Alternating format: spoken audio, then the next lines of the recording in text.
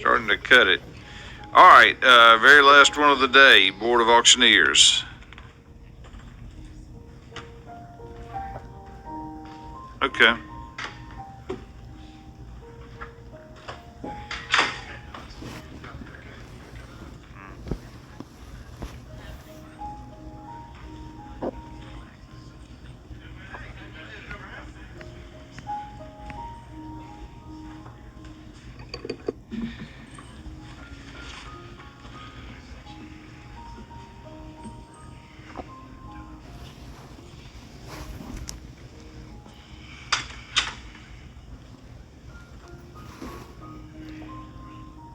All right, good morning.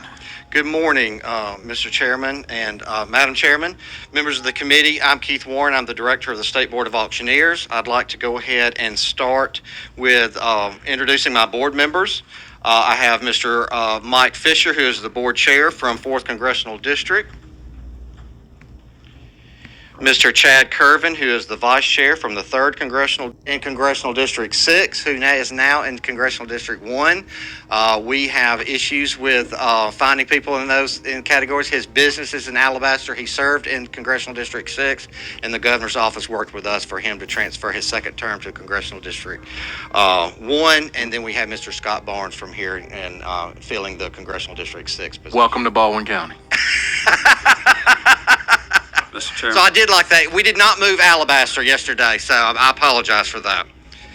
Mr. Keith McDaniel from the 5th Congressional District, he is not here. He had an auction booked today, so he was unable to attend. We have Miss Angela Morgan from the 7th Congressional District. We have Mr. Scott Barnes, who is the new representative from Congressional District 6. And we have Mr. Randall Grissett, who is our consumer at large. Mr. Chairman, Yes, sir. I think we had a request from Representative Simpson yesterday that we can't do this report unless you use it as an auctioneer the whole time. Anyway. Now, I'm not an auctioneer. Yeah, I They're know. ready to change Oh, for well, you. they can do it. I prepped them last night. That is so good. Senator Randy Price, obviously is an auctioneer. Yes, sir, was he is. on the floor and did that, and everybody had a good time with it. We appreciate you gentlemen being here. Thank you. So before I dive into the report, I want to hit some highlights of some things from yesterday's conversation and some new items that are going on with the board and the local state association as well. One of the things that we recently participated in, Troy University Dothan campus has the only Alabama auction school. Both myself and Mr. Chip Pierce were there at their class on Sunday afternoon. When I was there, there were 20-something licensed auctioneers that were gaining their continuing education that day. So in meeting with them, that's something that we are going to now continue participating in annually for their school, but Troy does do that, and they do a great job. And that school consists of 85 hours of auction instruction, which is outlined in our statute and rules, consisting of auctioneering history and ethics, auction and commercial law, uniform commercial code, clerking and cashiers, advertising and auction, and site preparation and restoration. We also have the Alabama Auctioneers Association is very active in providing continuing education. I don't want to use the word sponsor, but we purchase and provide advertising to all licensed auctioneers. So they provide for free. If we're paying for it, they can't charge a fee for a continuing education class. So but between the two entities, they offer a free class every year for licensed auctioneers. So that's one of the things. And we have legislation, of course, coming, and we want to be able to have more of an educational grant component in our statute to be able to support those organizations that provide education. And so that would be a way that we would be using our fund balance as well and participating and helping those organizations that provide this education to our licensees. The examination results, I know that was a question yesterday. So in the last 4 years, we've had 74 auctioneers take the examination. 63 of those passed and 11 failed. Out of the 81 apprentice examinations that were administered, 62 passed and 19 failed. And so we will is news, where we add our newsletters that we just started back publishing summer of 2023. I have copies of those of you that did not receive it. Yes, ma'am. you need to update it to say that Troy is an approved school. One of your frequently asked questions, does the board maintain a list of schools with offer the required curriculum? I think you should add Troy, because on this you say, no, it does not. Yes, ma'am. So that is already pending over there and under the news section as well, and we're going to highlight Troy University as our Alabama Auctioneer School. And I appreciate the fact that you're adding the newsletter and more stuff to your website. Thank you. Yes, ma'am. Thank you. There's also the public records component at the bottom. We have historical minutes on there, and those are divided up by years as well. We publish all meeting notices, proposed rule changes, proposed legislation, all of that information on our website. And like I said, we have started back the newsletter. We plan to publish that quarterly. That will also be available on the website as well. So we keep our licensees up to date as possible. I also like the fact that the auditors are going back and looking at those questions where we don't communicate or a complainant hasn't been responded to. 90% of the time, there's going to be an unhappy party in the complaint process. So I do like how we're all making sure that those are communicated with and those questions are answered. So as far as the finding, you can see that that has been discussed earlier today. That action has been immediately suspended. I have talked with Dr. Baxter at the Comptroller's office on when she would like for those invoices to be submitted, and so we have a process in place for that. So that was corrected immediately once that was brought to our attention. Let me ask you this, Mr. Warren, so far, I think this is the only issue that we've seen with one of your boards. We've seen that same issue with other boards.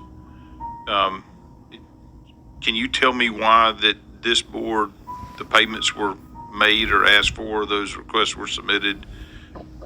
Other information we had that Stars had always done that and y'all were following through on what?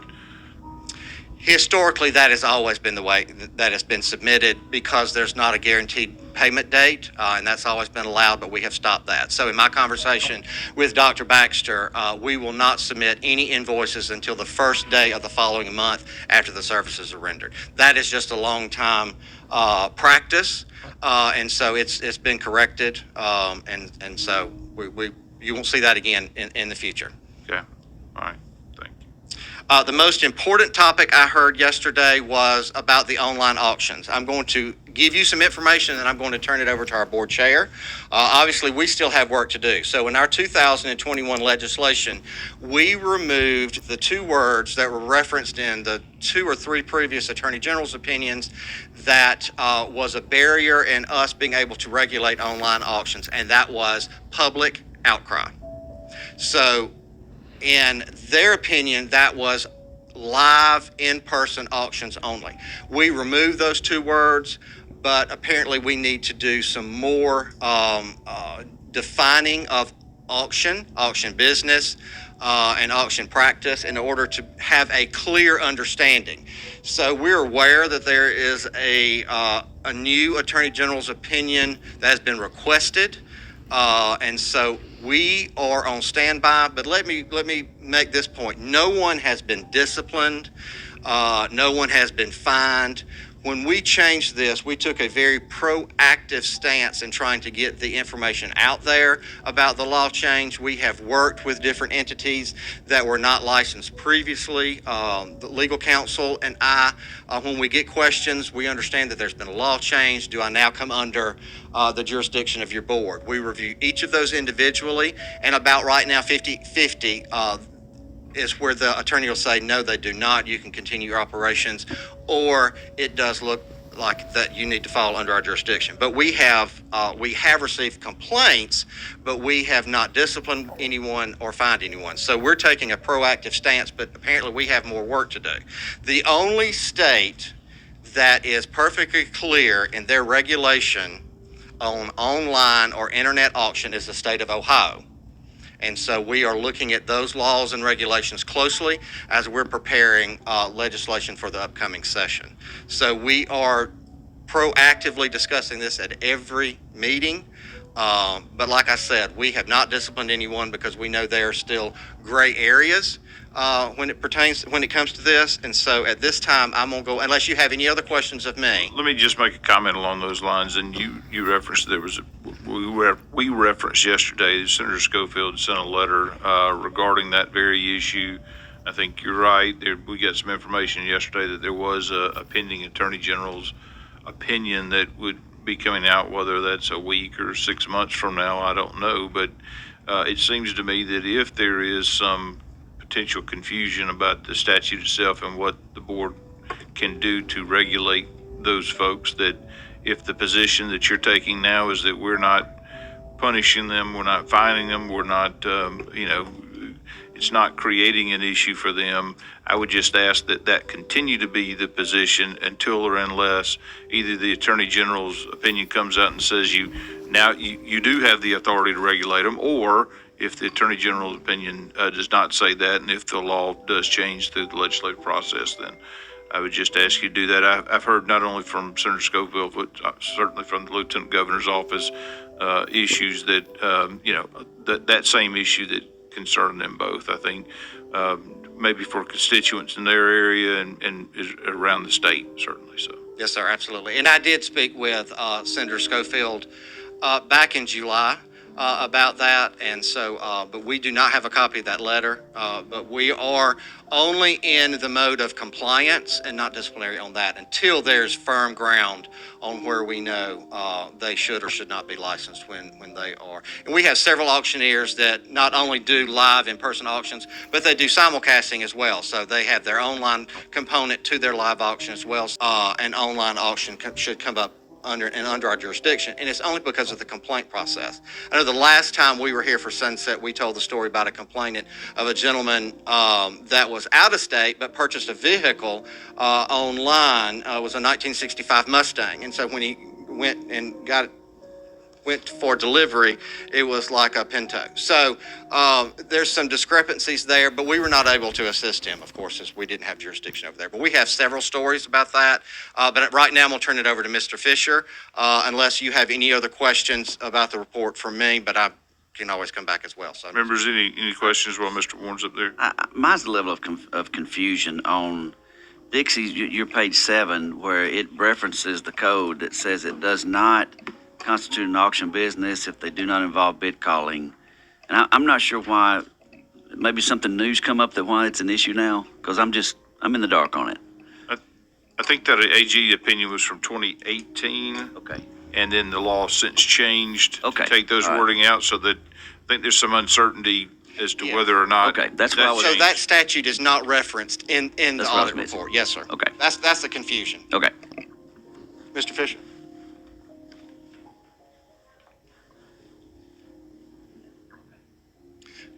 I'm Mike Fisher, and I'm chair of the State Board of Auctioneers. And I wanted to just explain why this law even came about. Okay, why us as a board started discussing it. And when we started our auction law in the 70s, we said, okay, you got to be bonded, you have to be licensed, you got to be insured, because there are times where, as an auctioneer, I may be conducting an auction for a family, and everything that I'm selling is every dollar they have.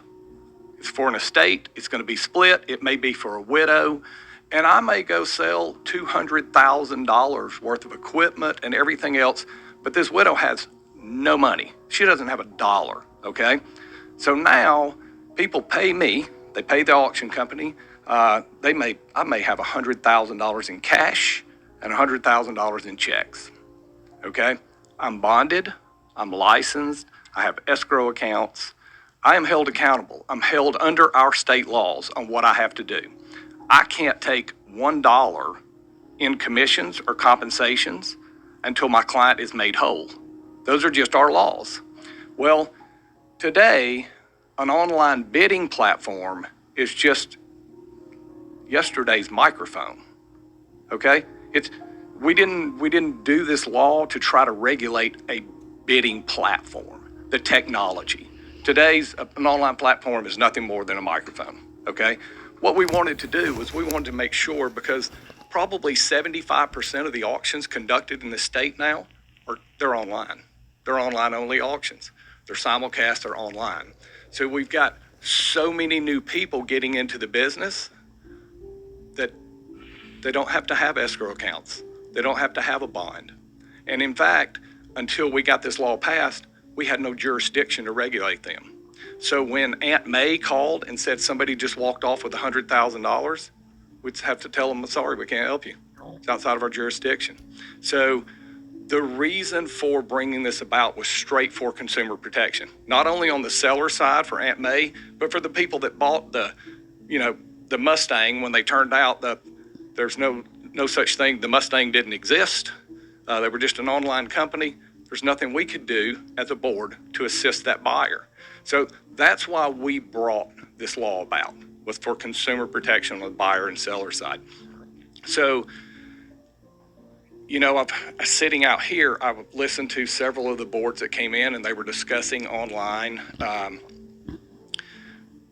Everything is going online. I can go online and I can get a mortgage and never talk to anybody.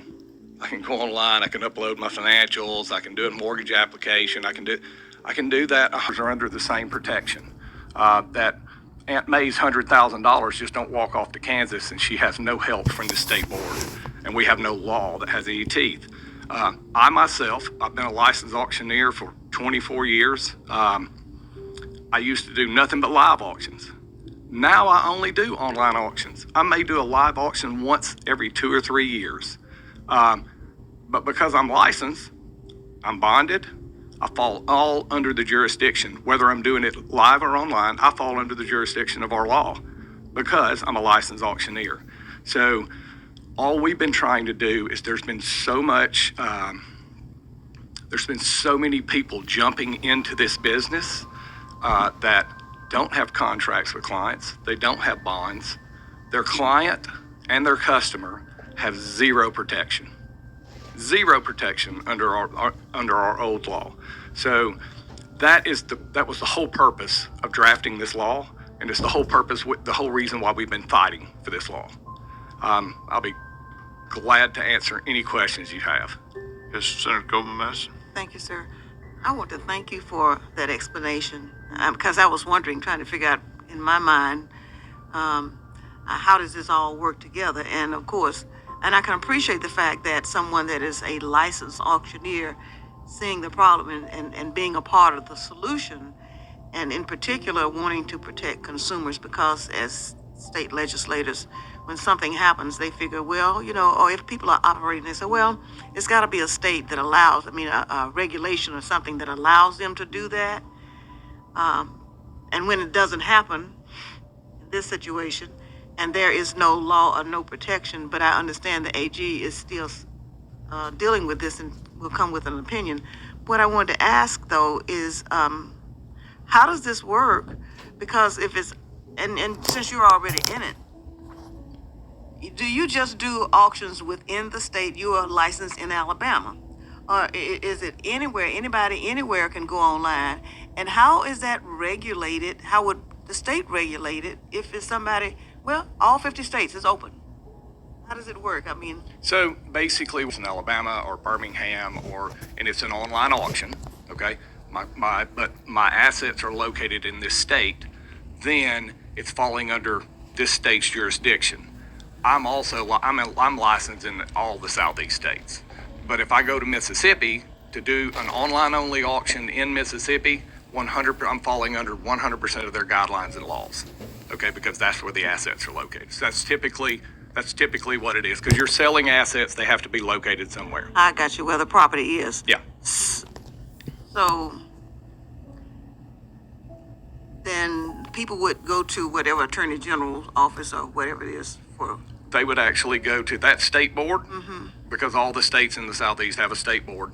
They would go to that state board if they had a problem with something that I did, whether they're my client or whether they're a customer or buyer. If they had a problem, their first line of defense is to file a complaint with the state board.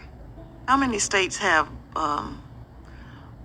laws that regulate? About half of the states have boards. Little over half the states. That maybe regulate 27. online auctioning? No, so about half, some states do not even have auction boards. they don't have any licensing law whatsoever. They have no laws. So those states fall under UCC. There's some UCC guidelines that are specifically geared to auctions, but it's very few. But they fall under UCC, and then a complainant's only course of action there is to file a lawsuit. So in this case, since we don't have anything in place, there's nothing that can be done to regulate it when the auction is here in the state of Alabama. So we do for live auctions, but that's the whole issue, is that Not the online only, auction. yeah, not on, well, we do have a law that is in place. We're just waiting for the Attorney General's opinion on whether it has enough teeth or not, or if we need to go back to the drawing board to revamp that law and take it back to get through the legislative process. Sure. This was addressed before, I apologize. Is there any exception for to a business or an individual selling their own property by auction?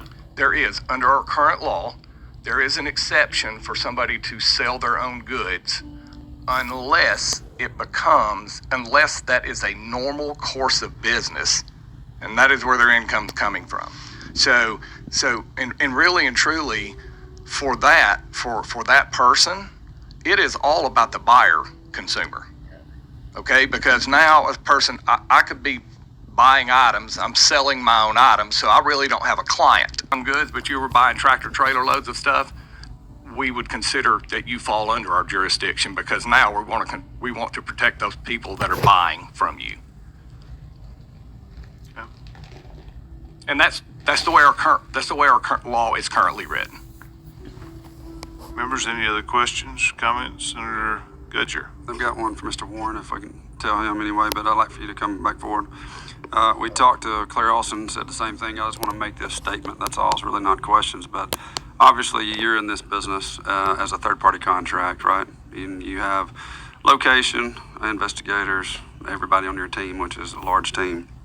But I'm just making sure that this board relays the same information, but on the third-party contracts for all of these, from now until the next 4 years. For any board, agency, or commission, obviously y'all are knowledgeable, competent, and then through your group and through your experience, you're considered an expert, correct, in all of this. So having said that anyway, I myself, and I assume this board, is just going to make sure that we hold you and your Warren Associates group at a high level of excellence, right? Absolutely. The complaints in here, some of them say they didn't get any return phone calls, or didn't hear anything, and I know how complaints can be. I have them at my store at times, and there's certain ones you can't do anything about. All I'm doing is making a statement that obviously we expect you to be at a higher level of excellence than some of the boards that are running themselves, because it's what you do full time. And so just know that anyway, that we're Absolutely. paying attention, and we appreciate all that you've done. Absolutely. Thank you. We're committed to do that. Thank you. Board members, any other questions or comments? You have Representative Shedd. I want to take this opportunity to remember my good friend, I'm telling my age now, but E.W. Sonny Patton, that helped get this original bill passed to establish this board from Vinemont, Alabama, in my district. All right. Thank you. And for the record, my district too. All right. Good. If there are no other questions or comments, thank y'all all for being here today. I do just want to publicly appreciate all of the staff members and all of the cleaning personnel that follow us in this committee, because of all this white